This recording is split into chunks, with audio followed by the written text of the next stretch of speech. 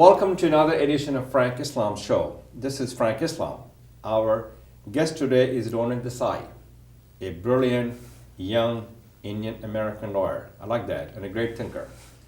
He's a fellow of the Truman National Security Project and also a former fellow at Belfer Center's Project on India and the subcontinent at Harvard.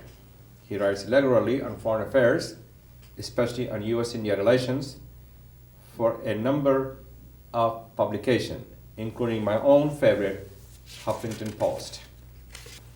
Welcome. Thanks for having me. Thank you very much for coming. Sure.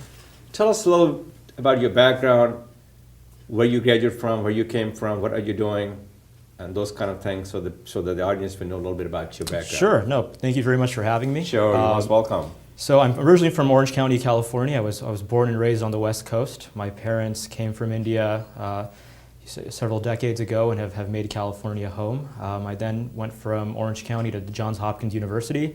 I did my undergraduate training in international studies. From Johns Hopkins, I then went over to Harvard University. I did a joint degree in law and public policy there. And Harvard. Yeah, not Howard. Yes, no. Okay, Harvard. I just want to mention. Yeah. So Harvard Law and the Harvard Kennedy School, and since then I've been practicing law here in Washington, D.C. So how do you balance being a lawyer and also the public policy? Where do you get the time, and how do you balance between the two? Those are two different, totally different in terms of the profession. Tell me a little bit about that. So ostensibly they're different. I mean, these are, on the surface two distinct areas, but what I've come to learn, and I think what others who've sort of followed the same path have seen, is that these two are very similar, and they're very related actually. And the thing I realized, when I was in school and when I did my training in law and public policy, is that these two things aren't mutually exclusive, but rather interdependent. When I would be analyzing a legal problem, it required a lot of strategic thinking and strategic analysis. And when I would be doing a public policy issue, I would have to, similarly look at the law and the legal issues as well. So for me, I see them as two different sides of the same coin, and have been able to really integrate the two as a result. Wow. As I understand, one of your expertise is U.S.-India relationship. Tell me where we are, where are we going, and what does the future hold? Sure. And also, tell me a little bit about the economic reforms that Prime Minister Singh has taken, some initiatives. And do you also believe that the GDP growth and the prosperity that India had for a long time is sustainable? Sure, so I'll take the first one of those questions first. Sure. On US-India. Things are going well. I think President Obama is someone that really understands India. President Obama is someone that understands the importance of a multidimensional and robust bilateral relationship. And I think he's also someone that very much understands the fundamental values underlying that relationship. We have a shared value and shared interest. Shared values, shared interest. We've heard it a million times. The world's oldest and largest democracies coming together. And I think what President Obama has been able to do is really unpack that and really give some substance to this thing that we hear all the time. He's been someone, I think, that's inherited a very good relationship from his predecessor, George W. Bush. And George W. Bush inherited it from his predecessor, President Clinton. And if President Clinton was about engagement, and if President Bush was about collaboration, I think President Obama is someone that realizes that the relationship now is about partnership. And with respect to where we're going, I think that this is a relationship whose potential is unlimited. The trajectory is on an upward swing, and I think the real challenge and the real question for both the US and India is, how do you add meaning to this relationship? What are the next concrete steps? And we know, for example, that the landmark civilian nuclear deal that we saw in 2008 was really sort of the anchor of the relationship during the Bush administration. So the question that arises is, what's next? And I think there are sort of a number of things that we're going to be seeing and we're hoping to see in the bilateral relationship. One of them is going to be the US really increasing India's defense capabilities. In the strategic and defense areas, I think one of the biggest and most robust dimensions of the relationship. And I think what the two sides are really doing is making steps and working together to increase mutual defense agreements and cooperation and sort of bring that space to the next level. From the economic perspective, I think what you're going to be seeing a lot is increasing the trade and commerce and investment. Increasing trade, increasing commerce, increasing investment. There's been talks of a US-India bilateral investment treaty that's in the works right now. I think the next logical step and extension of that is a free trade agreement between the two countries. Wow, FTA. An FTA. And I think, if this is a wish list, for example, I think it's a great wish list. It's a great wish list. And that'll be great if we can accomplish that during this administration. Sure, and I think, again, the president and the folks that are advising him, and even our counterparts in India, really understand that, the potential is unlimited. It's just about being able to really execute and focus on this relationship moving forward. I'm really pleased that it is to the next heights, and the president will take it to the next heights. Tell me a little bit about the fact that President Obama has appointed many Indian Americans in sub-cabinet job. You probably know most of them. What does the future hold for the next cabinet for the president in terms of the Indian Americans' presence in the sub-cabinet job as well as in the White House, as well as the administration? I think what we're going to be seeing is, as of right now, President Obama has an unprecedented number of Indian Americans in the administration. And I fully expect that the next administration, his second term, which will start, continue on that path. It's going to continue on that path. That this is a trend. It's a durable trend, and I think it's hopefully an irreversible trend. And I think that one reflects the fact that the president really understands and values Indian American voices in the administration. Again, he understands India. He's known Indian Americans his entire life. It's been a formative relationship. Well, if you remember, when he was in Colombia, he grew up with a lot of people from Pakistan and India. Exactly. So exactly. He knows their culture, their history, their heritage. Sure, and he's lived abroad, and he's someone that's well-traveled. He's an Asia-Pacific president. But beyond, I think, the president's recognition of the value that these voices have, it's more of a testament to our community and how far we've come.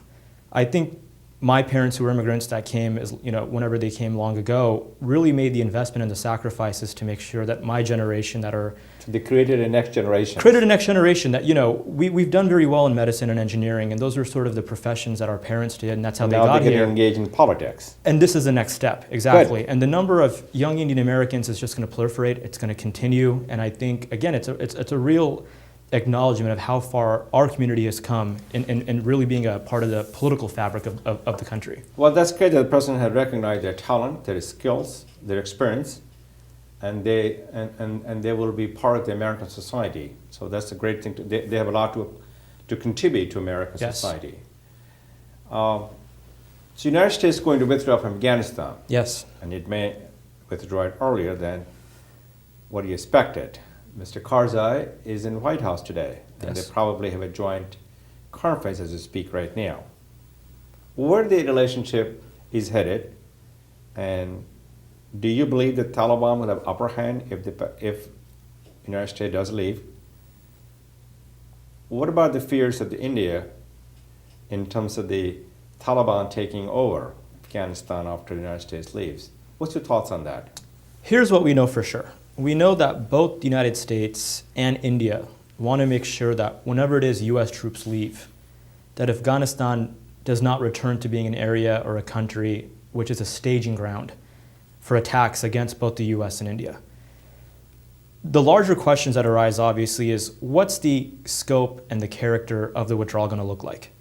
And as you pointed out, President Karzai is with President Obama right now. They're beginning negotiations and talks about sort of the character and the dimensions of the withdrawal, and it's to be seen. Now, the U.S. is hoping for a best-case scenario, or India is hoping for a best-case scenario that, once they leave, that the country will be somewhat stable, hoping for a Jeffersonian-type democracy, which may have been the goal 7 or 8 years now. I think there's been some realism in the government right now that's not going to happen. If we can make sure that Afghanistan, at the very minimum, does not return to being a threat. A totalitarian society. Sure, and posing a threat to its neighbors and posing a threat to the U.S., I think that's something that's realistic, something that's well within the future of potentially happening. Now, there's a lot of different moving parts for that to happen. That's assuming that President Karzai can be an able and effective ruler.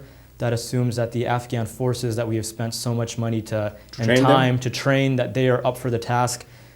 The corruption is going to be taken care of, that the economics of the country are going to be strong and heading in the right direction. I think a combination of these factors is really what we're going to have to look at to get it right. And at the very least, make sure Afghanistan does not return to what it was before the 9/11 attacks. What will be the effect of the withdrawal as far as Pakistan is concerned? That's my first question. My second question is the relationship between India and Pakistan. It is in interest of India that the Pakistan is secure, safe, and democratic. Yes.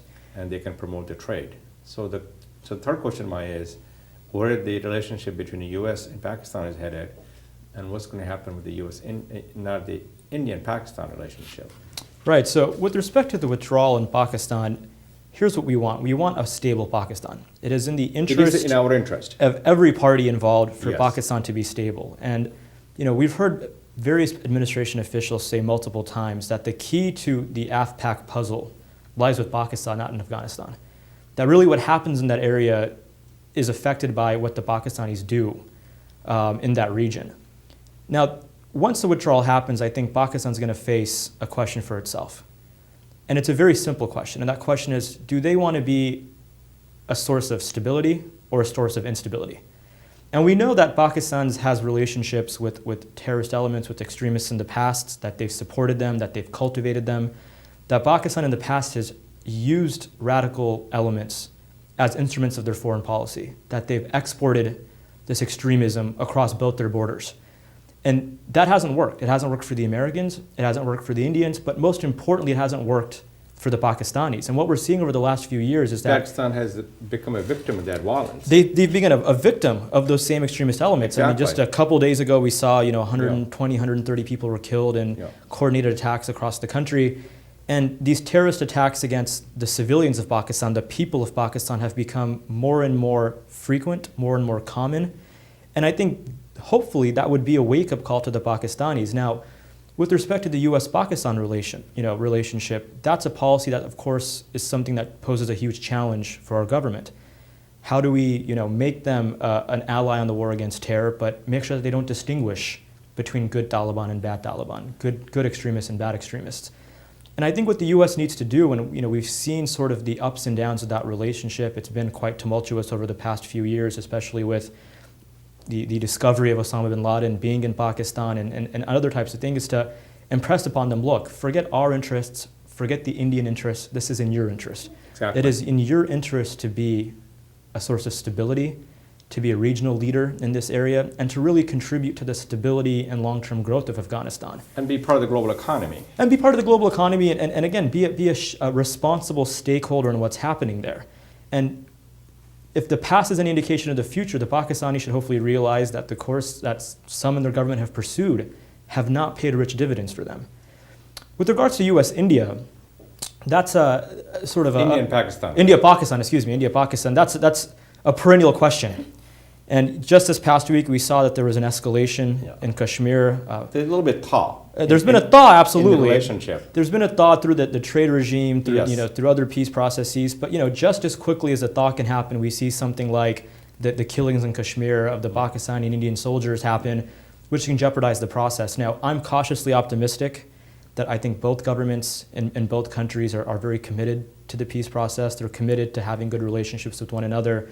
The thing that I found striking was even after these horrific killings took place over the line of control. There's still dialogue going on between the two. Yes, both Hina Rabbani Kaur, the foreign minister of Pakistan, as well as a number of senior Indian officials also said that this is reprehensible, it has to be addressed, but we cannot let this derail the larger trajectory of India-Pakistan relations and the peace process that is slowly developing. So I think cautious optimism is warranted. It's sort of rolling a multi-sided die. One of these days you might get it right. We want to take a break. Great. I want to take a break, and we'll be right back.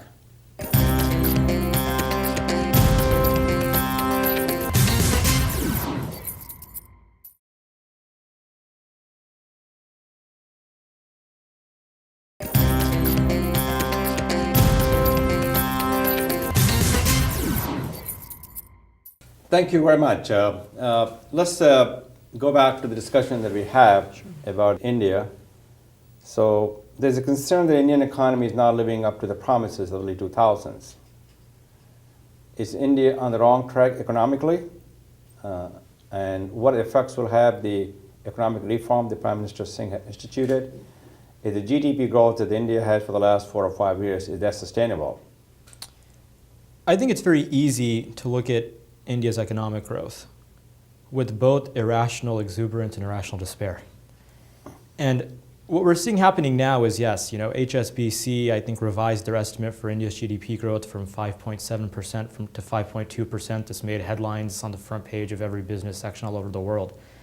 But it's important to keep this within context and to sort of look at the growth rate relative to what it's been. In the past, it's been remarkable, and India's a BRIC country. Everyone was betting on India's economic future. I think it was only inevitable to a certain extent that that was going to slow down a bit. Now, 5% growth relative to the rest of the world, which is going through a global recession, even compared to the US economy, is still robust. I mean, it's still quite good. Not as good as it used to be, but it's still pretty decent. It's still pretty decent. That being said, I think India is very aware that it needs to take steps to get back to where it was. President Obama and others regionally and internationally have really put pressure on India to begin enacting and initiating certain reforms that can jumpstart India's economy again. Second level reforms with respect to the ones that have already been instituted, structural reforms, FDI. India has allowed FDI to come into the country. It's very politically controversial, but these are the steps that India can take to really move that engine of economic growth forward. I think with existing FDI, for example, India needs to increase the caps of the ones that are allowed, the ones that they don't allow in certain sectors. It's time for them to do that.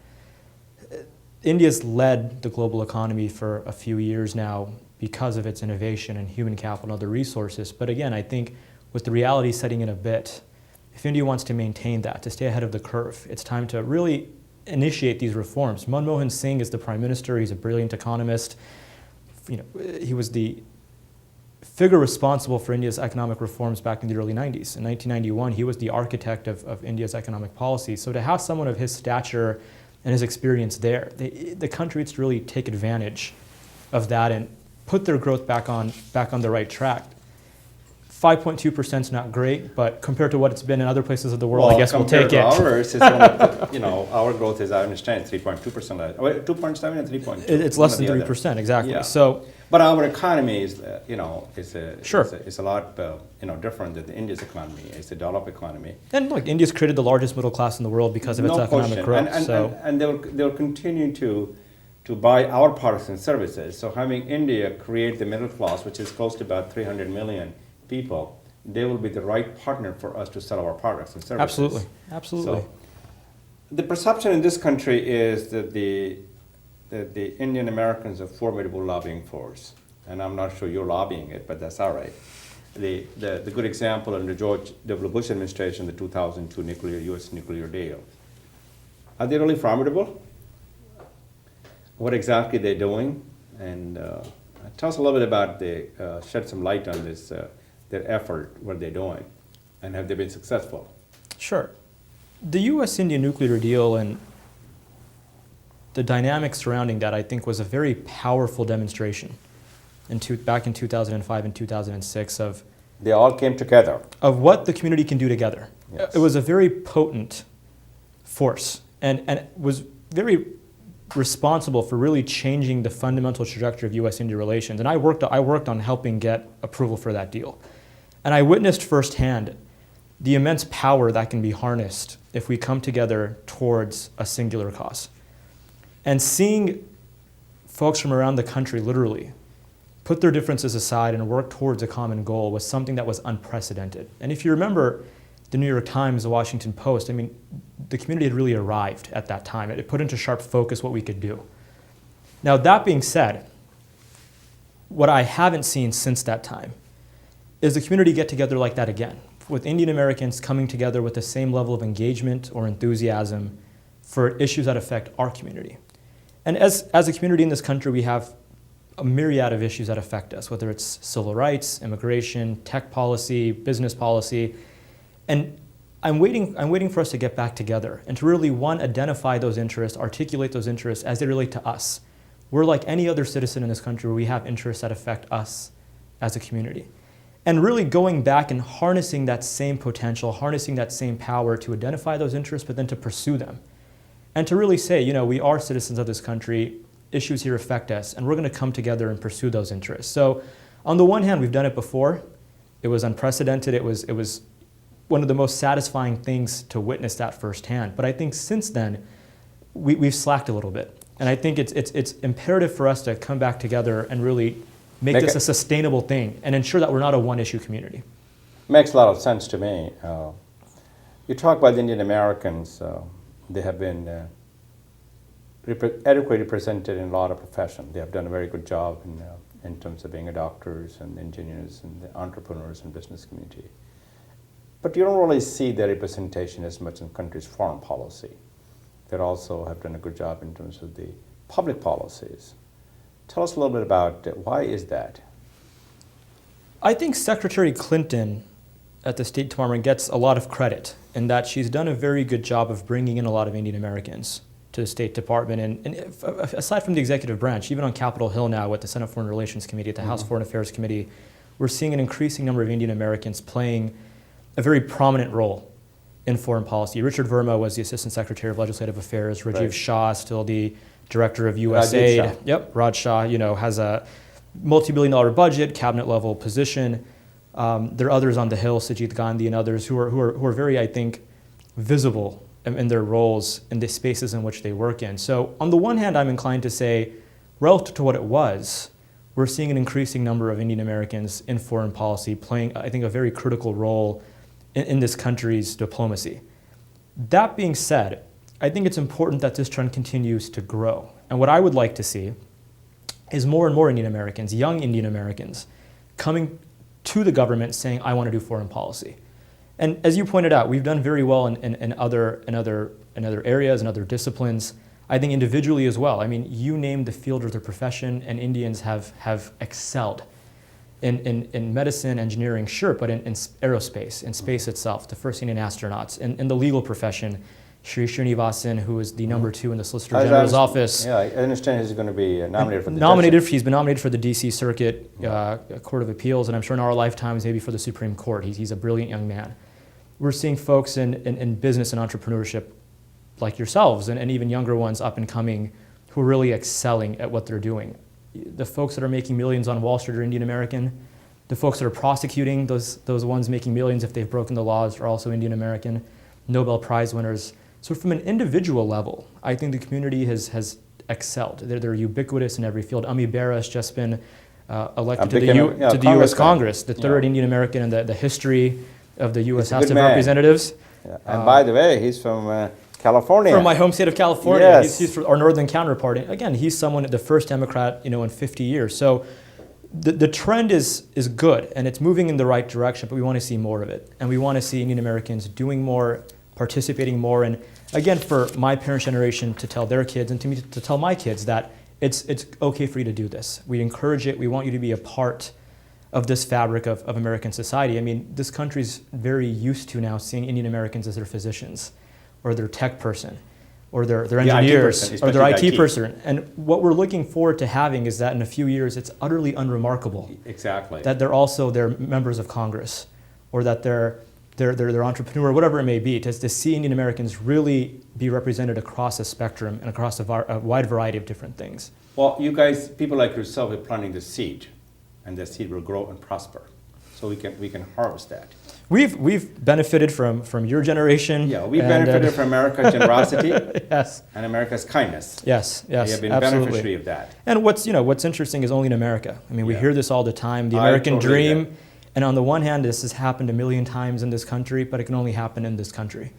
It reaffirms the notion that this is a great country. Absolutely. Now, when I introduced to you or talked to you a little bit about, I told the audience about you are a fellow of Truman National Security Project. Tell us a little bit about that. What is this Truman National Security Project, and what is it? What does it do? So the Truman National Security Project is a leadership institute and really a think tank that's aiming to train the next generation of foreign policy professionals and educate them and collaborate together. And they espouse a certain number of values of foreign policy, progressive values that they believe are consistent with the founding principles of the country. And really, their aim is to implement a vision of U.S. foreign policy practice abroad that is aligned with what we're trying to accomplish and what our ends and objectives are. So we have a class of fellows every year, which has been increasing over the last several years, which is involved with in every major area of U.S. foreign policy, whether it's the government, think tanks, NGOs, nonprofits, private practice like myself. Is it based on the President Truman's name? It's based on President Truman's name, who's really an inspiration, through example, to us, for someone who was a transformational figure in foreign policy, and this notion that... And this is located where? Here in Washington, D.C. Oh, okay. Based here in the Washington area, but there's chapters across the country. Okay. There are chapters in every major city, and it's really grown to become a very formidable force in the foreign policy conversation and dialogue of this nation. They exist all over, and the role that they've played in really moving the country towards a vision of foreign policy that the Truman Project believes is the right one, I think, has been absolutely critical. That's great that they're moving our nations forward. Well, thank you very much for coming. Thank you. Appreciate Pleasure. that very much. And good luck to you. Thank you very much. This is our show. Have a nice week.